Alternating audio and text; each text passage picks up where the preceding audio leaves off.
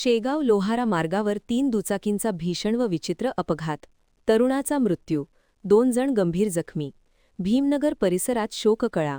शेगाव लोहारा मार्गावर बुधवारी 11 मार्च संध्याकाळी पडलेल्या एका भीषण आणि धक्कादायक अपघातात 3 दुचाकी समोरासमोर जोरदार धडक होऊन एक तरुण ठार तर 2 जण गंभीर जखमी झाल्याची दुर्दैवी घटना घडली.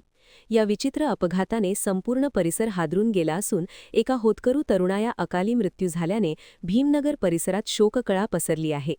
मिळालेल्या माहितीनुसार सोहम दिलीप शेगोकार, वय 27, राहा श्रीमंतनगर शेगाव, हा तरुण बुधवारी संध्याकाळी 12:30 वाजेच्या सुमारास आपल्या मोटारसायकलवरून शेगावहून लोहारा दिशेने जात होता.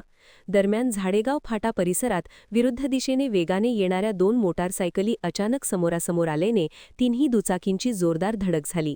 हा अपघात इतका भीषण होता की तिन्ही वाहनचालक रस्त्यावर फेकले गेले आणि गंभीर जखमी झाले.